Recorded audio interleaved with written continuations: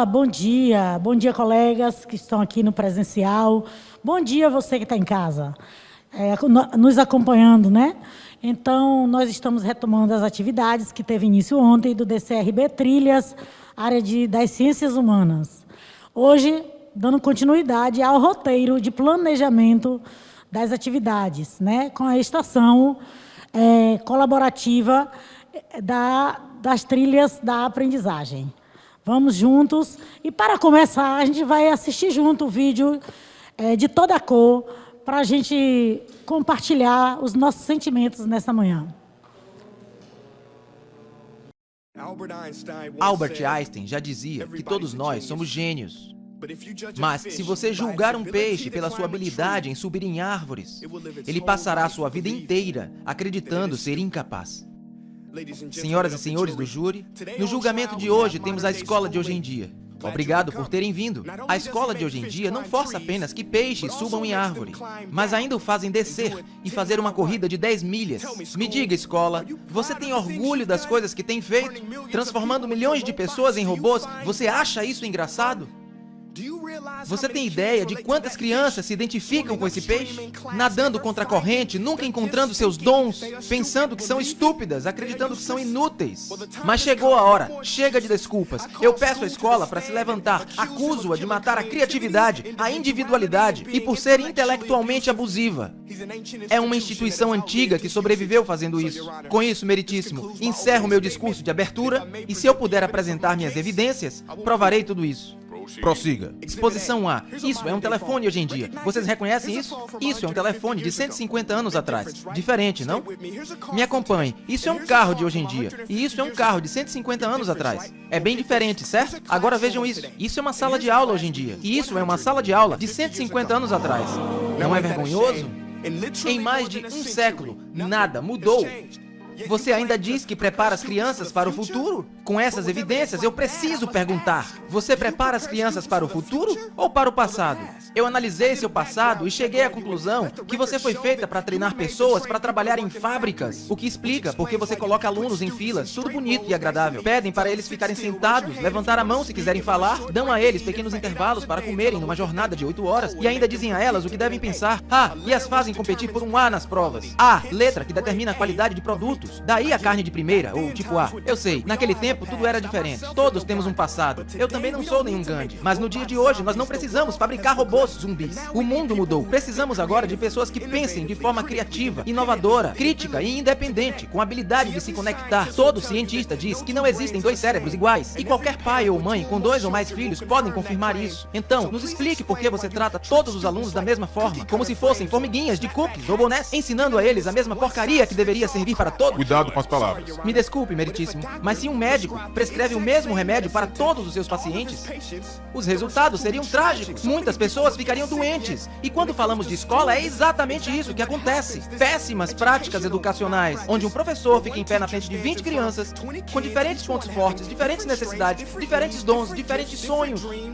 E você ainda ensina a mesma coisa da mesma maneira? Isso é horrível! Senhoras e senhores, a ré não deveria ser absolvida. Esse deve ser o caso com o maior número de delitos de todos os tempos. E ainda nem mencionamos a forma como você trata os seus funcionários. Objeção. Negada. Eu quero ouvir isso. É uma vergonha.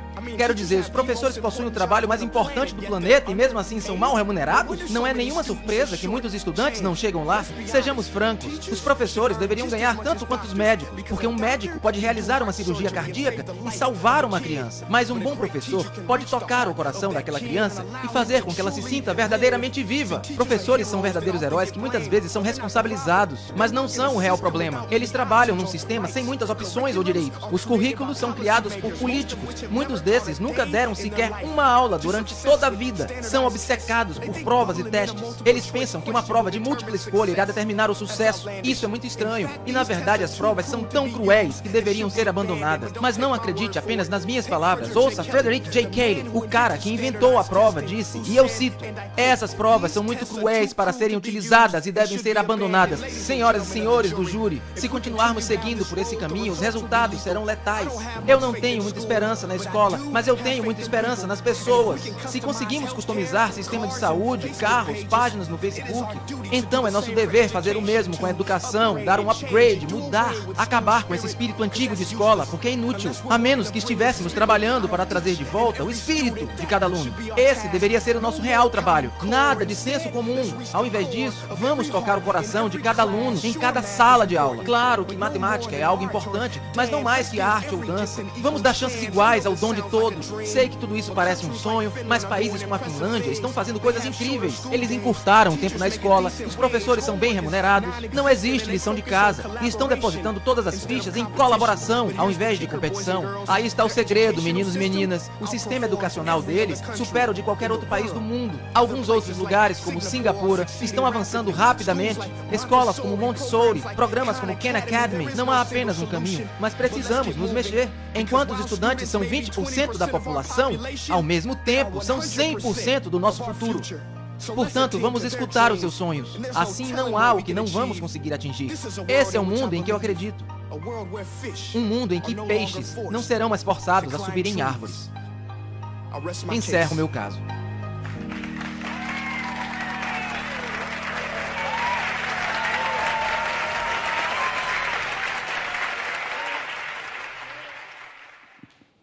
Aquela é uma tradução bem, né? E aí, em alguns momentos, a gente perde o... E aí, gente, a escola é culpada ou inocente?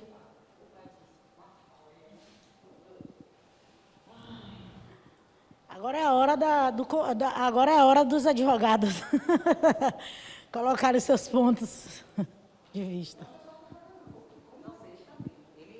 Ele tem um trecho que ele fala, né? Que a escola, o professor, a culpa que o professor leva, mas depois ele volta e diz, né? Que o professor é mal remunerado, o professor luta contra um sistema que também não nos apoia e não nos abraça. A gente tem que dar a mão, mas quem dá a mão a gente? E escola não é só aluno, escola é também professor. Não tem escola sem aluno, também não tem escola sem professor. A gente não pode estar se culpando o tempo inteiro, porque a gente não vai ser o salvador da pátria. A gente tem uma grande responsabilidade. Temos, sim, uma grande responsabilidade, mas a valorização em todos os sentidos. Não estou falando só remuneração, não. Não estou falando só de valorização financeira, não. É o reconhecimento da importância que temos na sociedade. Ninguém, por pior que seja, ninguém chega a lugar nenhum sem um professor. Então, essa culpa a gente também não pode carregar sozinho, não. O médico é médico, ele aprendeu sozinho. Ele foi alfabetizado por quem? Ele passou por várias séries, por vários professores, por vários lugares. Ninguém é advogado sozinho, ninguém é médico sozinho, ninguém é engenheiro sozinho, ninguém é professor sozinho. Certo? E tem um pouquinho antes da pandemia, a gente fez uma mobilização na cidade, porque foram retirados vários direitos da gente. A gente já ganha pouco e foi tirado muita coisa da gente. E eu vi um relato muito forte e que me deixou assim bem triste, de um pai que disse assim: engraçado, o professor está se mobilizando para ganhar melhor, mas você chega na porta da escola e o professor tem carro. O professor não pode ter carro. O médico pode ter o carro importado, blindado, o Audi, a BMW, é lindo. O médico estudou para isso. Você vai colocou assim, você vai na festa de um filho de professor, a festa é linda. Um filho de professor não pode ter uma festa. Eu fui na formatura de uma professora, estava um luxo. Entendeu? Então, assim, essa coisa da gente também estar se culpando e culpando o tempo inteiro o professor e apontando o professor, a gente dá a mão. Eu tive professores maravilhosos na escola pública. Eu estudei em escola particular até onde eu pude, até onde minha mãe pôde pagar. Eu perdi meu pai muito cedo, minha mãe até onde pôde. Quando não pôde, Olha, não tenho condição de pagar a escola, você vai para a escola pública. Numa boa, aí tive excelentes professores. Que tínhamos, não tínhamos? Excelentes professores. Maravilhosos. Eu tive uma professora de português maravilhosa. Uma não, duas. Eu tive professores maravilhosos na escola pública. E a minha professora de história da escola particular também foi na escola pública. E sabe qual era a postura dela? Na escola particular e na escola pública? A mesma. O que ela fazia comigo na escola particular, ela fez a mesma coisa na escola pública. Uma professora maravilhosa, a professora Dilza. Então, assim, cobra-se muito que a gente dê a mão. O professor tem que dar a mão, o professor tem que fazer e tem que acontecer. O sistema não dá a mão a gente, não. A gente é culpado e a gente é responsabilizado o tempo inteiro. Então, assim, tem culpa? Tem. Mas, assim, a carga da gente é muito grande. Em relação até mesmo à pandemia. A gente fala, né, que quando voltou... Eu vi vários professores terem crise de ansiedade, como o aluno teve, de suar e tremer e chorar do nada. Eu tive duas colegas que os filhos perderam o emprego, o marido perdeu o emprego, o irmão perdeu o emprego, e ela sustentar todo sozinha, como aconteceu com o aluno em suas casas. Então, assim, é como se a gente fosse um ser à parte do processo. É como se tivéssemos que aguentar tudo, suportar tudo, porque o outro tem problema e a gente não tem. A gente tem que dar mão, mas quem dá mão é a gente. Então, claro que tem os problemas e claro que tem professores e professores. Mas a gente precisa parar de se culpar tanto e de apontar assim tanto o outro. Porque somos seres humanos. Nós não somos máquinas perfeitas.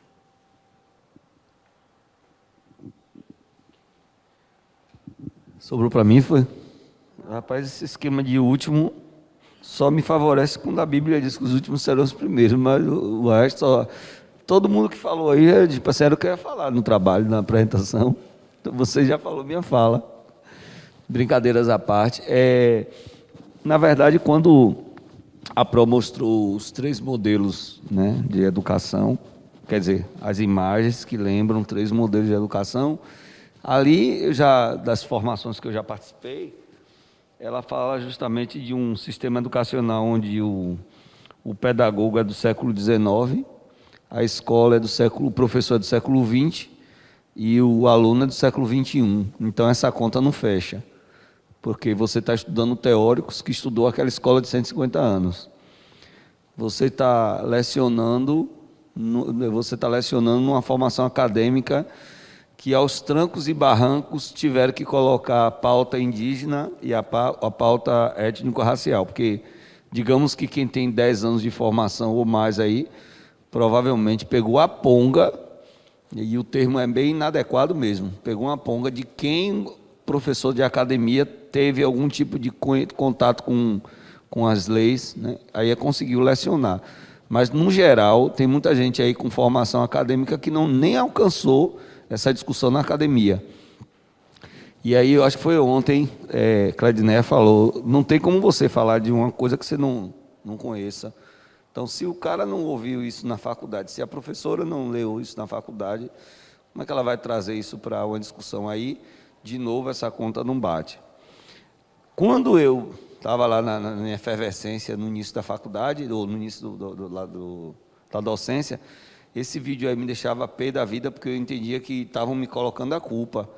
Mas hoje eu já tenho uma maturidade de compreender que toda vez que me jogam esses vídeos, é para justamente mexer com minha zona de conforto. Porque, assim, é importante a gente ter esse choque, né, de realidade, como é que se diz, essa necessidade de compreender, será que eu estou indo no caminho certo, será que eu não estou? Porque, às vezes, o seu diretor, às vezes, o seu coordenador, às vezes, até o próprio colega diz, não, você faz um trabalho excelente. Mas aí, como assim um trabalho excelente? Para quem? Porque, inclusive, nosso alunado pode estar sendo prejudicado por causa desse tipo de trabalho excelente. E aí, adivinhe por que a escola ela é avaliada. Eu aí concordo com a Pro quando falou, da professora, porque somos formadores de opinião. Aí a gente incomoda se a gente é formador de opinião, né? Você vê que todas as categorias, se fizer greve, não tem discussão. E aí eu até friso que quando o Gari faz greve, as pessoas não suportam um dia a greve do Gari, né? Mas assim, os professores não querem abrir mão de que o professor faça a greve, porque são formadores de opinião. Todos que entrarão na trincheira de greve entrarão para pedir melhoria de trabalho, mas o professor tem regalia demais.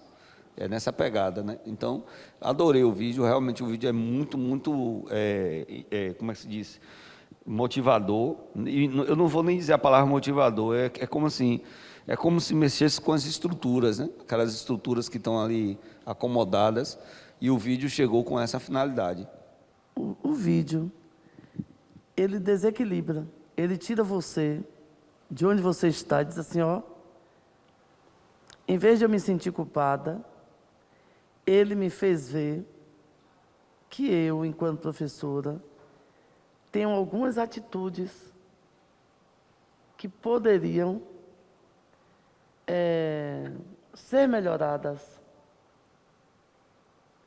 Em especial quando se fala em avaliação. Todos os encontros se fala de avaliação, mas elas não mudam, elas continuam lá. Por que continuam lá? Pelo simples fato de que o sistema, e nós somos o sistema, é a zona de conforto que está ali. Às vezes a gente tem maneiras diversas de avaliar, mas a escola ainda tem a semana de prova.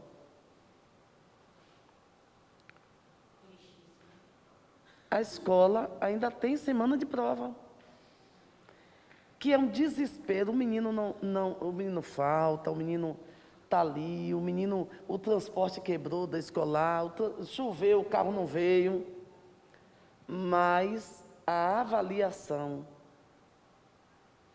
está ali, é semana de prova. Isso é um desespero tão grande, porque eu tenho que entregar meus espelhos não sei que dia antes, mais de 20 dias antes, para poder, quer dizer, é uma organização, é como o irmão falou aqui, não é o professor, é a escola. O que o vídeo falou não é condenar o professor, é a escola, a organização. A escola não é só o professor, é a estrutura que a escola se encontra no século XXI, que está datada do século XIX, porque é a mesma coisa. Então, assim, a gente precisa tirar esse peso. É um peso para mim. É um peso para mim ver esse vídeo fantástico, fantástico. Fiquei mais emocionada porque era um preto que estava fazendo toda essa discussão. É o advogado. Porque normalmente se coloca sempre, na maior parte das coisas, né? O preto sempre está como, né? No banco dos réus. Então, é ele que está provando que a escola, ela precisa ser viva e diferente. Não há mais espaço para se manter uma escola do modelo que o Brasil tem. Não tem como. Quando eu digo que a escola exclui, a escola é um local de exclusão. Esse vídeo agora veio me dar subsídio para entender o que eu acredito, porque eu falo isso, porque eu vejo no dia a dia. Como é que ela exclui? Esse vídeo veio dizer assim, Ivete, o que você fala tem fundamento, tem prova. E não somos nós, professores. Aí tem que ver esse vídeo. Nós não somos a escola apenas, nós somos parte dela. Então, ela está falando da escola enquanto conjuntura. Por favor.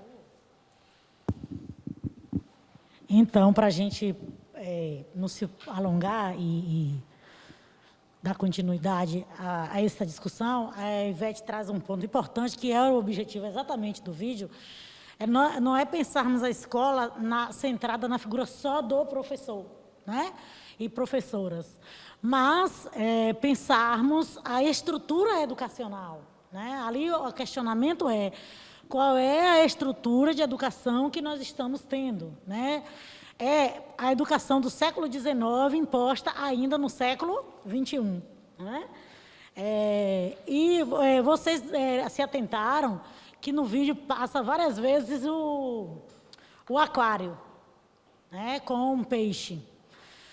O que aquela imagem vem falar? Né? Como é que você vai pegar o peixe? Você não pode pegar um peixe e colocar ele para fazer uma ação fora da água, não é verdade? Então, a analogia ali é de que para sujeitos distintos, avaliações distintas, atividades pedagógicas distintas. E muitas vezes a gente faz, né, com que as atividades sejam unificadas. Né? E é óbvio que se a gente colocar um peixe fora da água, ele vai morrer. Né? E assim também é na educação. E a gente segue tendo avaliações que muitas vezes são punitivas, são classificatórias, são formativas e mediadoras. Então, quais dessas são as que mais se adequam aos processos educacionais para o século XXI? Cabe uma avaliação punitiva? Né? Nós somos carrascos dos nossos alunos. Né? Então, são questões que a gente precisa pensar. Classificatória, né? Aí entra a analogia do peixe no aquário. Né? Como que eu vou classificar? Se a atividade ela é terrestre, eu vou colocar um peixe nessa disputa, esse peixe vai ganhar essa disputa. Já vi, sim, conheço. Sim, sim. Aí, tipo assim, a condição ali só vai favorecer um. Só vai favorecer um. Exatamente, que é o único que tem a capacidade de subir na árvore. Então, assim, a avaliação ela precisa ser distinta. A sala de aula é como se fosse aquela charge, né? Então, essa classificatória aí, ela precisa ser pensada para quem é esta avaliação, né? Então, a gente precisa pensar numa avaliação que seja formativa, que seja para considerar, né, a diversidade da sala de aula. Essa avaliação ela precisa ser mediadora, ela não precisa ser uma avaliação. Ontem nós falávamos sobre a avaliação consultiva, né? Qual o problema de um aluno ir lá no livro procurar uma informação? Não fazer da sua atividade, né? E quantas vezes a gente deixou de responder uma questão porque a gente não podia abrir o livro. E às vezes o ato do aluno acertar abrir o livro, procurar a questão, localizar a palavra, é formativo. Não é verdade? E nós, porque também nós somos fruto dessa educação do século XIX. A gente precisa tirar nossas culpas, também nos desculparmos. Aí eu concordo com a fala da colega, né? De nós desculparmos porque nós somos fruto. Eu quero dizer isso, que essa crítica é mais a questão da educação, a instituição, educação, né? De que forma essa educação está sendo pensada, está sendo posta, não é pensada, mas sendo posta, porque tem muita gente pensando uma educação, né? Que seja uma educação libertadora, libertária, né? Uma educação histórico e crítica, enfim, né? Para a formação plena desse sujeito, né? Pensar o sujeito e suas complexidades, esse sujeito que é de toda a cor, né? Mas eu também compartilho da sua fala, quando você traz a questão eu consigo colocar assim, desrespeito ao profissional, professor. É muita responsabilidade sobre o professor, e a sociedade ainda tem uma ideia muito elitizada sobre os outros profissionais e desvalorização do professor. Né? E eu não entendo o que acontece com médicos, com advogados, com engenheiros e outros profissionais que viram carrasco dos professores. Eles não são professores, não estudaram educação e querem ensinar professor a ser professor. Eu sempre tenho dito sobre isso, né? Quem sabe de docência é professor. Eu não entendo de enfermagem. Eu não vou chegar no hospital e ensinar a enfermeira a dar injeção. Eu não entendo de cardiopatia, então eu não vou chegar numa clínica, no hospital e examinar. Então, por favor, também, não chegue na escola ensinando o professor a ser professor, porque quem estudou, quem fez licenciatura foram nós, né? Os professores. Nisso eu tenho que compartilhar com você. Só uma sugestão. Durante a pandemia, eu assisti algumas coisas online, assim. Uma das sugestões que eu achei bem bacana para trabalhar em sala de aula, que eu uso de forma bem adaptada, viu? Mas é o sistema de rotação por estações. Que há a possibilidade da gente trabalhar com diversos materiais com os alunos. Então, como a professora colocou, você pode trabalhar com textos, imagens, sites, vídeos, montando estações, grupos na sala, e os alunos circulam por esses materiais, por um tempo que você determina. Então, o aluno que ele consegue aprender mais assistindo um vídeo, ele vai passar pelo vídeo, mas ele também vai passar pelo texto, ele também vai passar pela imagem, ele também vai passar por outros materiais. E depois ele vai produzir um produto final. E isso no tempo dele, e ele escolhe por onde ele circula. É um mecanismo legal para você trabalhar os conteúdos. Eu tenho feito isso tanto de forma virtual, montando páginas interativas, onde ele escolhe o que ele clica primeiro, e também dá para fazer na sala. Você coloca o netbook ou um tablet que ele possa acessar, disponibiliza os outros materiais, eles vão circular dentro daquele tempo da aula, de preferência uma aula geminada, e aí ele tem o acesso e faz aquele determinado produto no final, tendo acesso a conteúdos diferentes e múltiplas aprendizagens diferentes. Excelente ideia, mas vamos pensar também nas escolas que não tenham esses recursos, né? Isso que eu quero dizer, né? Que o professor pode usar da criatividade, né? De estar usando outros suportes também, né? Mas sempre dando essa opção das rotações, né? Que pode ser tanto tudo ao mesmo tempo, como a gente chama, pode ser em forma de circuito, como pode ser ao longo de toda a unidade escolar. Para esse processo avaliativo, formativo, acontecer, tem que haver essa avaliação mediadora, né? Mediada, garantir para que todos os alunos, nas suas complexidades e nas suas individualidades, tenham acesso às diversas formas e acesso de aprendizagem. Porque, ao final, vai ter, de certo modo, vai ser menos injusto, vamos dizer assim, né? Eu não concordo com a divisão de atividade, tipo assim, tal atividade tem peso tal, 4. Atividade escrita tem peso 4. Né?